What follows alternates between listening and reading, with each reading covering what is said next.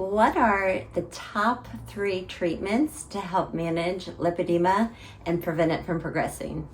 My name is Katie. I'm an occupational therapist and a lymphedema specialist, and I work with a lot of women who have lipedema.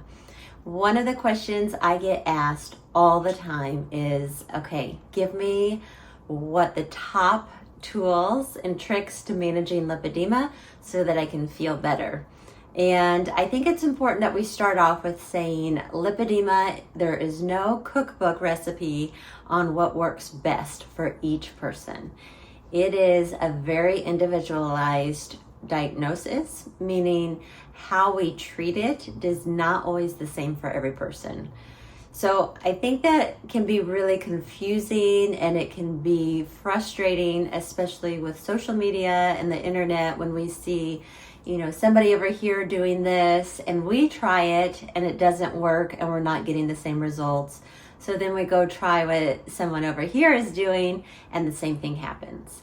So here are the top 3 things that I would say overall, all the patients that I treat in the clinic and virtually, what works the best for them. So number 1 is wearing compression. So if you're in somewhere where it's warmer, especially if it's summertime, there's a lot of humidity, compression can be really hard. However, compression can help support the tissue from the diagnosis and the disease of lipedema. It can also help support the lymphatic system. And there's a few reasons on why.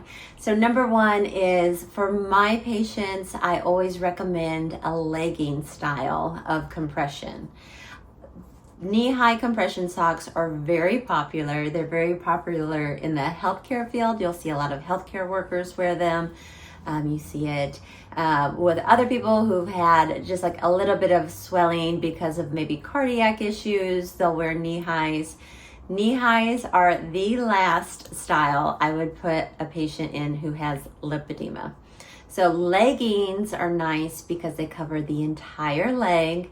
If it covers the foot, depends on the patient, but it can either cover the foot or it can start at the ankle. And it goes all the way up both legs, and it includes the abdomen and the back.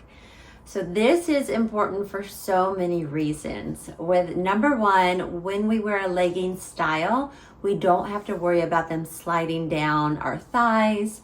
They don't cut off on our knees, at our knee, like right below the knee crease.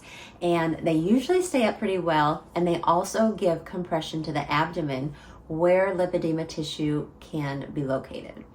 Number 2, they help the lymphatic system if you get the right compression garment. So the correct compression garment that I recommend has a gradient.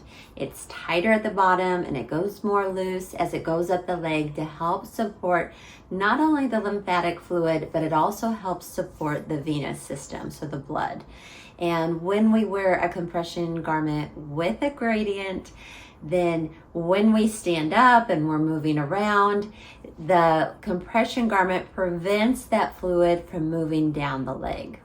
So I've treated lots of patients who say, I can almost feel that lymphatic fluid trickling down the inside of my legs when I'm standing for a long time. So that compression gradient should help. Knee-high compression garments I do not recommend because they cut off at the leg where one of the problem areas is for lipedema. Lipedema tissue loves to accumulate right there on the inside of the knee. And when we stop the sock right below that tissue or right below the joint, it pushes all of that fluid and it hardens that tissue even more. So that already kind of problem spot can become more of a problem when we wear a knee-high compression garment. So I never recommend the knee-high. Also, the compression legging, it will, like I said, stay up typically pretty well for a patient, and it gives the compression in the abdomen. So when we talk about compression garments, as long as it has a gradient, there are so many different brands out there. There are lots of colors, lots of materials. So you just have to find which one works best for you. My number 2 suggestion with what works best for my patients is nutrition. And nutrition's a tough one, especially because it's something we need to do every day. It usually takes meal planning. Healthy eating is not cheap, unfortunately. So not only does it take time to shop, prepare the food, but it's also expensive. But it makes such a big difference for patients who have lipedema because it really does decrease the inflammation and decreases the pain from the inflammation, and it also can help with swelling. Everybody has another kind of idea on what diet could be the best for lipedema, and I think this is another personalized aspect of lipedema. I don't think there's a one-size-fits-all diet. I will say whole natural foods you can't go wrong with. So when we eat natural foods, whole foods, not highly processed with chemicals, patients tend to notice a pretty big difference. So much so that I'll have a patient who's doing so good on eating healthily, that's a hard word, and then they come in and they say, you know, I was with a lot of family and friends over the weekend, I splurged, and I can feel a difference.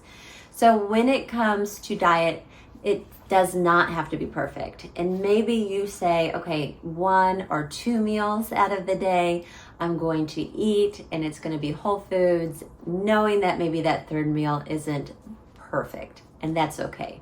It's also okay to say, hey, I'm going out for the weekend, I'm going on vacation, but not to completely go wild and crazy with nutrition and get off of the whole foods, but you do give yourself a little chance to have some treats, knowing that, okay, it's just a treat. Tomorrow I'm going to have a couple of good meals, and I'm probably going to treat myself again. Along with nutrition, that includes water. When we are dehydrated or we're not drinking enough water, that lymphatic fluid gets so thick and our body starts to just basically become very thick and hard, which is the last thing we want for lipedema. We must drink plenty of water to thin that out, especially, you know, when you've got your compression garments on. When you drink water, that fluid can move easier. So here is, you know, and people will kind of change on how many ounces per water per day.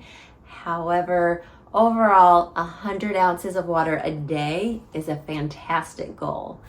If you get maybe around 80, 75, it's a good starting point. But trying to get 100, or if you're out in the heat sweating a lot, shoot for maybe a little bit more.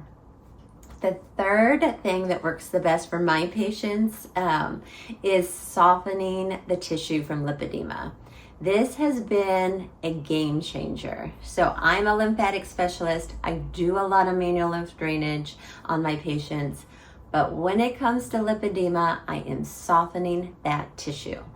When we have that thick tissue from lipedema, and then we have that thick fluid from the lymphatic system, that thick fluid cannot go through the thick tissue. So we have to soften it. When we don't soften that tissue, we can massage gently and do our manual lymph drainage techniques all day long, and we're not going to make that big of a difference. So that is a key. That's something that I teach patients in the clinic. I teach them virtually. I even made a course. I feel so strongly about softening the tissue when someone has lipedema. It is going to help decrease pain. It's going to help decrease swelling, and it also helps improve mobility. That, to me and to my patients, is something I can say helps every lipedema patient. And I hardly ever use that word every, so I feel extremely strongly about that. So if you are wanting to learn how to soften the tissue, I will link the course. I have 2 of them in there. And if you buy the blueprint, which goes over everything that I teach my patients, then you get the cupping course for free. If you just want to learn cupping, I can teach you how to do that either virtually, or you can buy the virtual course as well. So I will link both of those courses.